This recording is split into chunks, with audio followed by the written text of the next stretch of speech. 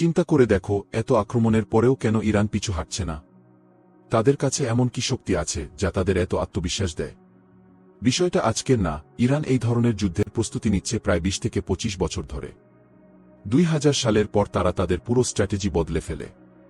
তারা বুঝে যায় সরাসরি শক্তির লড়াইয়ে হয়তো তারা সুপার পাওয়ারদের হারাতে পারবে না, তাই তারা নিজেদের প্রস্তুত করে এক দীর্ঘস্থায়ী যুদ্ধের জন্য, একটা এমন যুদ্ধ যা দ্রুত শেষ হবে না, বরং ধীরে ধীরে প্রতিপক্ষকে ক্লান্ত করে দেবে। ইরানের সবচেয়ে বড় শক্তিগুলোর একটি হল তাদের মিসাইল সিটি।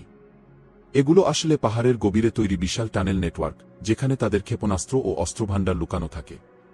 এই টানেলগুলো এতটাই গভীরে যে সাধারণ বোমা বা এয়ার স্ট্রাইক সহজে সেখানে পৌঁছাতে পারে না। মানে উপরে যতই আক্রমণ হোক, ভেতরের অস্ত্র প্রায় অক্ষত থাকে। তাদের যুদ্ধ কৌশলও আলাদা।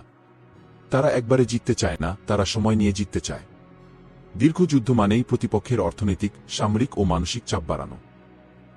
এর সাথে আছে তাদের ডিসেন্ট্রালাইজড কমান্ড সিস্টেম, যেখানে কোনো শীর্ষ কমান্ডার মারা গেলেও নিচের স্তরের অফিসাররা জানে কি করতে হবে। ফলে পুরো সিস্টেম থেমে যায় না। অস্ত্রের দিক থেকেও ইরান পিছিয়ে নেই। তাদের কাছে এমন ব্যালিস্টিক মিসাইল আছে যা প্রায় 2000 কিলোমিটার দূর পর্যন্ত আঘাত করতে পারে। আর তাদের শাহেদ ড্রোন, যা কম খরচে তৈরি, কিন্তু একসাথে ঝাঁকের মতো আক্রমণ করলে বড় বড় ডিফেন্স সিস্টেমকেও চাপে ফেলে দেয়। এই সোয়াম অ্যাটাক স্ট্র্যাটেজি এখন আধুনিক যুদ্ধের এক বড় বাস্তবতা। বিশেষজ্ঞদের মতে, ইরান এমনভাবে নিজেদের প্রস্তুত করেছে যে তারা মাসের পর মাস যুদ্ধ চালিয়ে যেতে পারে। তাদের লক্ষ্য দ্রুত জয় করা না, বরং টিকে থাকা এবং প্রতিপক্ষকে ধীরে ধীরে দুর্বল করে ফেলা। তাই তারা এত আত্মবিশ্বাসের সাথে বলে, যদি যুদ্ধ শুরু হয় তাহলে তার শেষও তারা দেখবে।